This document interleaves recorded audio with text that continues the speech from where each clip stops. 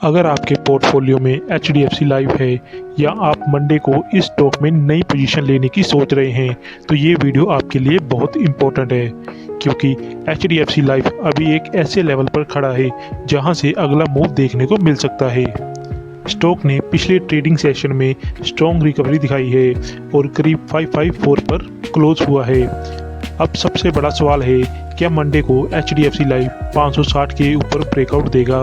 अगर 560 के ऊपर स्ट्रॉन्ग सस्टेन और वॉल्यूम मिलता है तो क्या 586 तक मूव पॉसिबल है? लेकिन दूसरी तरफ अगर 560 के आसपास फिर से सेलिंग आ गई तो क्या स्टॉक वापस 540 या उससे नीचे आ सकता है? तो सबसे इम्पोर्टेंट सवाल, मंडे को एंट्री कहाँ लेनी चाहिए, स्टॉप लॉस कहाँ रखना चाहिए और किन लेवल पर प्रॉफिट बुक करना चाहिए। आज की इस पूरी वीडियो में हम HDFC लाइफ का fundamentals, technicals, support, resistance, breakout setup और मंडे का कंप्लीट ट्रेडिंग प्लान देखेंगे। सबसे पहले बात करते हैं स्टॉक की करंट पोजीशन की। HDFC लाइफ ने 21 अगस्त को करीब 554 पर क्लोज दिया है और सेशन में 537 का लो और 554 का हाई देखा है। मतलब स्टॉक ने लोअर लेवल से काफ़ी स्ट्रॉन्ग रिकवरी दिखाई है। लेकिन यहाँ एक बात समझना बहुत ज़रूरी है, सिर्फ एक दिन की तेज़ी को ब्रेकआउट नहीं कहा जा सकता, क्योंकि स्टॉक अभी भी इम्पोर्टेंट रेजिस्टेंस जोन के आसपास है। टेक्निकल एनालिसिस के हिसाब से करीब 559 से 560 का एरिया बहुत इम्पोर्टेंट है। यही वह जोन है जहां 50 डे मूविंग एवरेज भी रेजिस्टेंस की तरह काम कर रहा है। इसीलिए मंडे का पूरा गेम 560 के आसपास बन सकता है।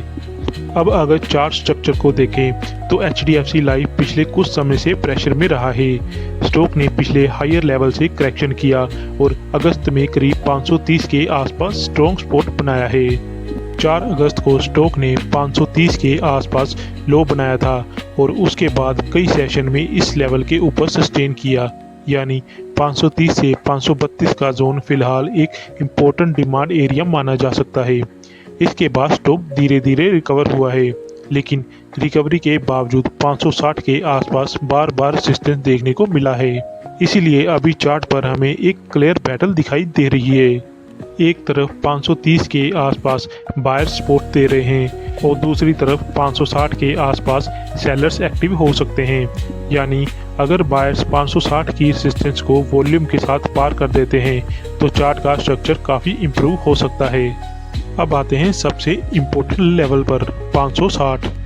मेरे हिसाब से मंडे के लिए HDFC लाइफ में 560 को सिर्फ एक नंबर नहीं बल्कि कंफर्मेशन लेवल की तरह देखना चाहिए।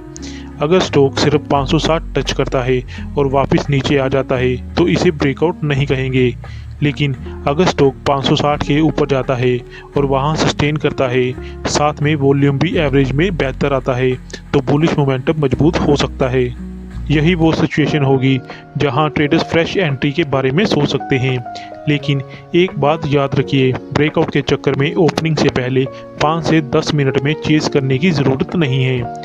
अगर मंडे को गैप अप ओपनिंग होती है तो पहले प्राइस एक्शन को सेटल होने दीजिए, क्योंकि कई बार स्टॉक रेजिस्टेंस के ऊपर गैप अप खुलता है और फिर प्रॉफिट बुकिंग शुरू हो जाती है। अब बुलिश सिनेरियो की बात करते हैं।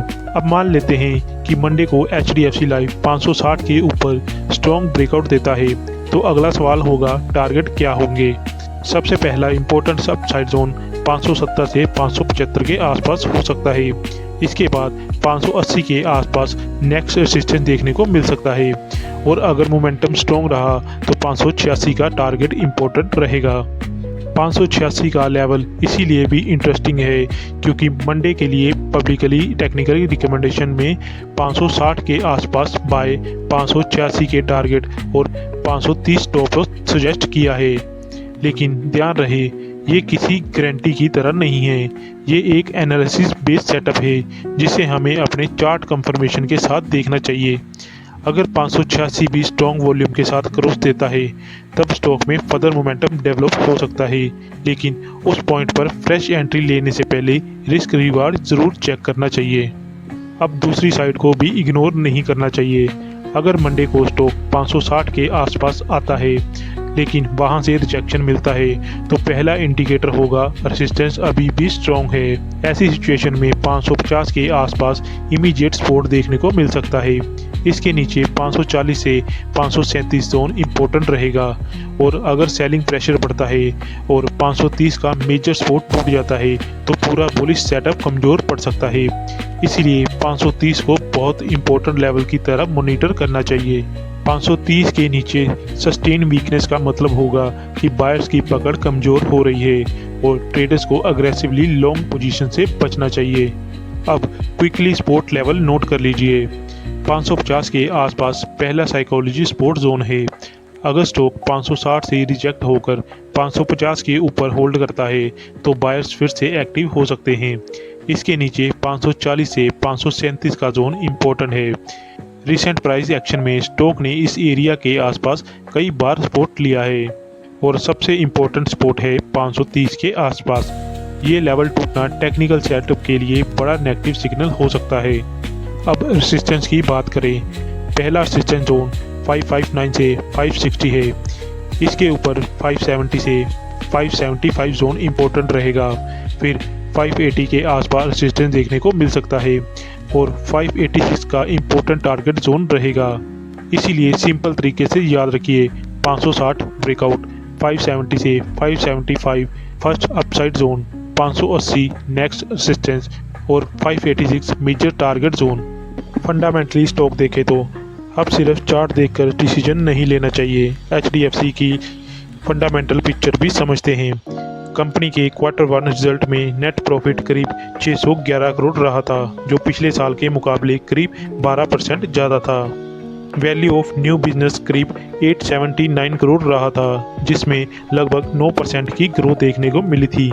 प्रोटेक्शन बिजनेस में करीब 25% ग्रोथ भी देखने को मिली थी। इसका मतलब यह है कि कंपनी की अंडरलाइंग बिजनेस परफॉर्मेंस में कुछ पॉजिटिव ट्रैक्शन देखने को मिली थी।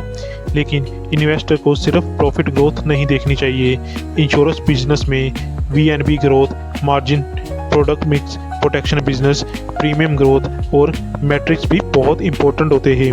इसीलिए HDFC लाइफ को एनालाइज करते समय सिर्फ क्वार्टरली प्रॉफिट को देखकर बुलिश होना सही अप्रोच नहीं होगा।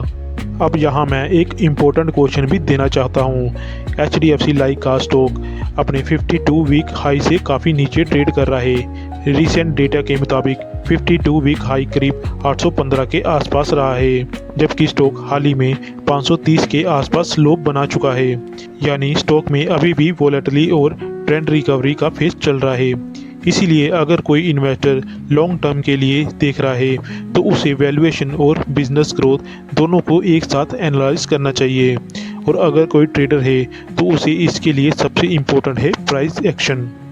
ट्रेडर्स के लिए फ़िलहाल 560 ब्रेकआउट ज़्यादा इम्पोर्टेंट है। Monday gap up plan. अब सबसे इंटरेस्टिंग पार्ट, मंडे अगर HDFC life gap up open होता है तो क्या करना है। मान लीजिए स्टॉक सीधे 565 या 570 के ऊपर खुल गया। ऐसी सिचुएशन में मैं पर्सनली ओपन कैंडलिंग को चेज करने की बजाय कंफर्मेशन का इंतजार करने वाला सेटअप प्रेफर करूंगा। अगर गैप अप के बाद स्टॉक 560 के ऊपर होल्ड करता है और फर्स्ट 15 से 20 मिनट में बाइंग वॉल्यूम आता है तो ब्रेकआउट कंफर्मेशन की संभावना बेहतर हो सकती है। लेकिन अगर स्टॉक गैप अप होकर तुरंत 560 के नीचे चला जाता है तो सावधान रहना चाहिए, क्योंकि ये फॉल्स ब्रेकआउट या गैप अप रिजेक्शन हो सकता है। ऐसी सिचुएशन में फ्रेश लॉन्ग लेने की जल्दी नहीं करनी चाहिए। Monday gap down plan. अब अगर स्टॉक गैप डाउन ओपन होता है, मान लीजिए HDFC लाइफ 545 या 540 के आसपास ओपन होता है, तो सबसे पहले देखना होगा कि सपोर्ट पर बाइंग आते हैं या नहीं। अगर 540 से 537 जोन में स्ट्रॉन्ग रिवर्सल मिलता है तो स्टॉक वापस 550 और फिर 560 की तरफ मूव करने की कोशिश कर सकता है। लेकिन अगर 537 के नीचे सेलिंग प्रेशर बना रहता है तो फ्रेश लॉन्ग पोजीशन अवॉइड करना बेहतर होगा। और अगर 530 भी टूट जाता है तो बुलिश सेटअप में फ़िलहाल साइड में रहना चाहिए। Monday intraday trading plan. अब मैं आपको मंडे का सिंपल इंट्राडे फ्रेमवर्क बताता हूँ। पहला सिनेरियो, बुलिश ब्रेकआउट। अगर 560 के ऊपर सस्टेन प्लस वॉल्यूम मिलता है तो ट्रेडर्स कंफर्मेशन के बाद लॉन्ग सेटअप देखने को मिल सकता है। इमीडिएट अपसाइड जोन 570 से 575 और उसके बाद 580 से 586 रहेंगे। दूसरा सिनेरियो रिजेक्शन। अगर 560 के आसपास बार बार रिजेक्शन मिलता है और प्राइस 550 के नीचे आने लगता है तो लॉन्ग ट्रेड अवॉइड करना बेहतर होगा। तीसरा सिनेरियो स्पॉट रिवर्सल। अगर स्टॉक 537 से 540 जोन तक आता है और वहां स्ट्रॉन्ग रिवर्सल कैंडल बनती है तो रिस्क डिफाइंड बाउंस ट्रेड की पॉसिबिलिटी देखी जा सकती है, लेकिन बिना कंफर्मेशन के सिर्फ सपोर्ट देकर बाय करना सही नहीं होगा। Swing trading plan. अगर आपका होल्डिंग पीरियड इंट्राडे नहीं बल्कि कुछ दिनों का है तो सेटअप थोड़ा अलग होगा। स्विंग ट्रेडर्स के लिए 560 के ऊपर डेली क्लोजिंग ज़्यादा इंपॉर्टेंट होगी। अगर स्टॉक 560 के ऊपर डेली क्लोज देता है और अगले सेशन में उस लेवल को सपोर्ट की तरह होल्ड करता है तो बुलिश सेटअप ज़्यादा लेवल हो सकता है। ऐसे सिनेरियो में 575, 580 और 586 के लेवल मॉनिटर किए जा सकते हैं और अगर 586 के ऊपर स्ट्रॉन्ग ब्रेकआउट आता है तो फिर चार्ट पर नेक्स्ट रेजिस्टेंस जोन अलग से आइडेंटिफाई करने होंगे, लेकिन यहाँ भी चेजिंग से बचना जरूरी है। अब बात करते हैं स्टॉप लॉस की। पब्लिश टेक्निकल रिकमेंडेशन में 530 का स्टॉप लॉस दिया गया है, लेकिन हर ट्रेडर का एंट्री प्राइस और रिस्क कैपेसिटी अलग होता है, इसलिए ब्लाइंडली 530 स्टॉप लॉस यूज़ करना ज़रूरी नहीं है। इंट्राडे ट्रेडर्स छोटा टेक्निकल स्टॉप यूज़ कर सकते हैं, लेकिन तभी जब पोजीशन साइज उसके रिस्क के अकॉर्डिंग हो। इन्वेस्टर्स के लिए क्या? अब अगर आप इन्वेस्टर हैं और आपका होरिजन कई महीने का या कई साल का है तो सिर्फ मंडे के 560 ब्रेकआउट के आधार पर इन्वेस्टमेंट डिसीजन लेना सही नहीं होगा। लॉन्ग टर्म इन्वेस्टर को कंपनी की growth, VNB, product mix, margin, market share, valuation और फ्यूचर अर्निंग एक्सपेक्टेशन को देखना चाहिए। इसीलिए इन्वेस्टर के लिए स्ट्रेटजी हो सकती है कि वह स्टॉक को एकदम से चेज करने के बजाय वैल्यूएशन और बिजनेस परफॉर्मेंस के हिसाब से स्ट्रक्चर्ड अप्रोच पर विचार करें और किसी भी इन्वेस्टमेंट से पहले अब इंडिपेंडेंट रिसर्च करना जरूरी है। पूरी वीडियो को 2 नंबर्स में समझिए। पहला नंबर है 560, दूसरा नंबर है 530। 560 के ऊपर सस्टेन और वॉल्यूम तो बुलिश मोमेंटम हो सकता है। 560 के ऊपर ब्रेकआउट के बाद 570 से 575 और फिर 580 और 586 इंपॉर्टेंट अपसाइड जोन रहेंगे, लेकिन अगर 530 के नीचे सस्टेन वीकनेस आती है तो बुलिश सेटअप पर बड़ा क्वेश्चन मार्क लग जाएगा। इसीलिए मंडे को हमें प्रेडिक्शन नहीं करना है, हमें लेवल्स के बेसिस पर रिएक्शन देना है। Final verdict. तो आखिर HDFC लाइफ में मंडे को क्या करना चाहिए? मेरा वर्डिक्ट सिंपल है। 560 के नीचे वेट एंड वॉच, 560 के ऊपर sustain plus volume bullish confirmation, 570 से 575 first upside zone, 580 next resistance, 586 important target zone, 540 से 537 इंपॉर्टेंट सपोर्ट जोन और 530 मेजर सपोर्ट। 530 के नीचे सस्टेन वीकनेस आती है तो बुलिश सेटअप को अवॉइड करना चाहिए, यानी यहाँ सबसे बड़ा गेम प्रेडिक्शन का नहीं कंफर्मेशन का है। अगर आपको ये एनालिसिस यूज़फुल लगा हो तो वीडियो को लाइक ज़रूर करें। चैनल पर नए हैं तो सब्सक्राइब कर लीजिए, क्योंकि हम यहाँ स्टॉक को सिर्फ बाय या सेल करने की बजाय सपोर्ट, रेजिस्टेंस, न्यूज़ और रिस्क मैनेजमेंट के साथ एनालाइज करते हैं। कमेंट में बताइए आपके हिसाब से मंडे को HDFC लाइफ 560 के ऊपर ब्रेकआउट देगा या 560 से रिजेक्शन आएगा। और याद रखिए, मार्केट में अपॉर्चुनिटी रोज आती है, लेकिन कैपिटल प्रोटेक्शन सबसे पहले आता है।